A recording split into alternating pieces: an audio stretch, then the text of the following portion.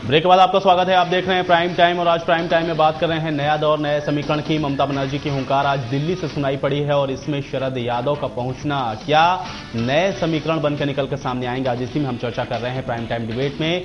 हमारे साथ तीनों मेहमान हमारे बने हुए हैं। एक बार मैं फिर से पवन जी आपके पास आता हूं। ममता बनर्जी का जो विरोध प्रदर्शन है, आप शुरुआत से कह रहे हैं कि इस तरीके के विरोध प्रदर्शन से सरकार के ऊपर कोई असर नहीं पड़ता। आपका ही एक सहयोगी आपके खिलाफ खड़ा हुआ है, डीएमके खुद इस बात को आप कह रही है अविश्वास प्रस्ताव अगर आता है तो वो उसका समर्थन करेगी। क्या वाकई में सरकार के ऊपर इन सब चीजों का कोई फर्क नहीं पड़ता? नहीं, ऐसी कोई बात नहीं है। आज की डेट में अगर डीएमके जब अविश्वास प्रस्ताव आएगा तब बात करेंगे। आज के जो हमारा डिबेट चल रहा है वो है आज का जो समीकरण। शरद यादव जी को लग रहा है कि नीतीश जी ने मोदी जी का विरोध कर दिया और आगे जाके शरद यादव जी की भी कुर्सी वहां से हिलने वाली है, उनको कोई मानने वाला नहीं है। उन्होंने आज से ही जो है अपने जो गोटियां फिट करनी शुरू कर दी कि ममता जी उनके साथ आ जाए या कोई तीसरा धड़ा मिलकर उनके साथ में आ जाए, जिससे कि उनकी भी अपनी रेपुटेशन बनी रहे। चलिए इरफान जी, सीधे सीधे कह रहे हैं कि मौके का फायदा उठाने की कोशिश कर रहे हैं। मैं बहुत सीधी आपको बात बता रहा हूँ, ये भी सीधी बता रहे हैं तो मैं भी सीधी ही बता रहा हूँ कि राजनीति में कोई कहीं ना तो गाइडलाइन होती है ना कोई लक्ष्मण रेखा होती है कि हम इसे क्रॉस ही नहीं करेंगे या इधर के पार नहीं जाएंगे या उधर के पार नहीं जाएंगे।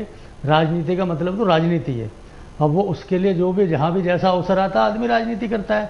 लेकिन ममता बनर्जी मतलब आप समझते हैं शरद यादव राजनीति, आपका मतलब अवसरवादी राजनीति या शरद यादव जी, ये सारे बीजेपी भी अवसरवादी राजनीति में आ गई है। जो मैच्योर्ड लीडर हैं और ये जमीन से जुड़े हुए नेता रहे।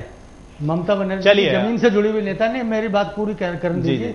ममता बनर्जी एक ऐसी मतलब नेता है जिनका आप जो है नहीं अगर पूरी लुक को देखेंगे, एक उनकी साड़ी होगी, एक गले में उनके थैला होगा, वो मंत्री हैं केंद्र में नहीं, हम मुख्यमंत्री हैं, एक छोटी सी गाड़ी में जाती हैं, तो उनका उन्होंने कभी ऐसा नहीं करा कि वो संसाधनों की लूट कर रही हैं या सरकार को समर्थन देते हुए उन्होंने विरोध क्यों करा, तो जनता की हितैषी है, जनता जुड़े मुद्दे उठाती है। ममता बनर्जी की वजह से आज पश्चिम बंगाल देखिए क्या पोजीशन में पश्चिमी बंगाल में ये 2 साल से जो पश्चिमी बंगाल में इनके 6 मंत्री, मेरी बात पूरी होने दीजिए, इनके 6 मंत्री इनकी सरकार में लगातार में बने रहे, किसी मंत्री ने आवाज नहीं उठाई कि विकास से रिलेटेड।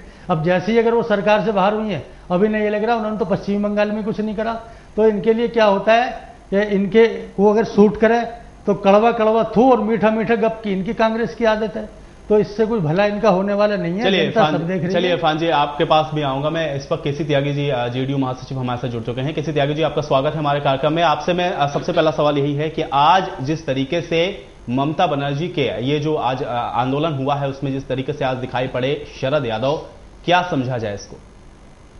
शरद यादव ने वहां मंच पर बड़ा स्पष्ट किया, मैं भी मंच पे मौजूद था उनके साथ, कि वो एनडीए के कन्वीनर या जेडीयू के प्रेसिडेंट के रूप में नहीं जी, कि एफडीआई का जो खुदरा व्यापार में जो विदेशी निवेश है उसके एक एक्टिव विरोधी के रूप में, और डीजल वगैरह के जो दाम बढ़े हैं उसके विरोध में जो आंदोलन लोग हैं, व्यक्ति हैं, उनके समर्थन में वो आए। ऐसा उन्होंने वहां पर घोषणा भी की। और वामपंथी करते हैं, एनडीए करता है, कोई क्षेत्रीय पार्टी करती है, तो हम हमारा एक एक्टिविस्ट के नाते सब जगह जाने का हमारा नैतिक कर्तव्य बनता, उसी नाते हम वहां पर गए जी। चलिए, पवन शर्मा जी हमारे साथ कांग्रेस से हैं, वो अभी थोड़ी देर पहले कह रहे थे कि ये राजनीति का जो है इस वक्त का जो दौर चल रहा है उसका फायदा उठाने की कोशिश की जा रही है। क्या वाकई में इस तरीके की कोई चीजें हैं?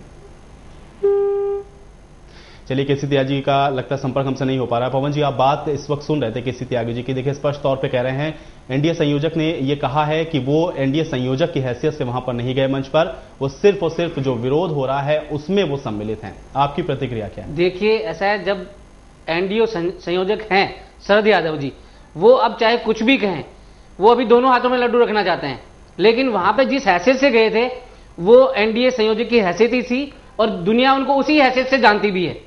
तो जो भी लोग सोचेंगे वो उसका अर्थ यही समझेंगे। चलिए इरफान जी। नहीं, पवन जी जो है नहीं, अब क्योंकि जो है मुद्दा इनके खिलाफ है तो इसको जो है दाएं बाएं घुमाने की कोशिश कर रहे हैं, लेकिन हम उसको घुमान नहीं देंगे। जो जनता से रिलेटेड जितने भी मुद्दे हैं वो शरद यादव जी उठाएं या ममता जी उठाएं, बहरहाल वो देश के लिए ही उठा रहे हैं और देश की जनता को जो है इसमें रिलीफ मिलना चाहिए। डीजल के दाम जो है बढ़ाएं, वो गलत बढ़ाएं, उसी में विरोध में जो है नहीं पिछले 20 तारीख के बंद में डीएमके भी शामिल हुआ था और जो मुलायम सिंह जी जिनको ये सीबीआई की फाइल दिखा दिखा के समर्थन प्राप्त कर रहे हैं, वो भी उस 20 तारीख के बंद में शामिल थे। और अब ममता जी ने जो है एक 17 या 19 नवंबर को लखनऊ में रैली करने की जो सोची है, उसमें भी वो मुलायम सिंह जी को बुलाने की कोशिश कर रही हैं। तो हमारा सीधा सीधा मकसद है कि जनता को जल्द से जल्द इनसे छुटकारा चाहिए, उसको तभी रिलीफ मिल सकता है, तभी उसको कुछ शांति मिल सकती है।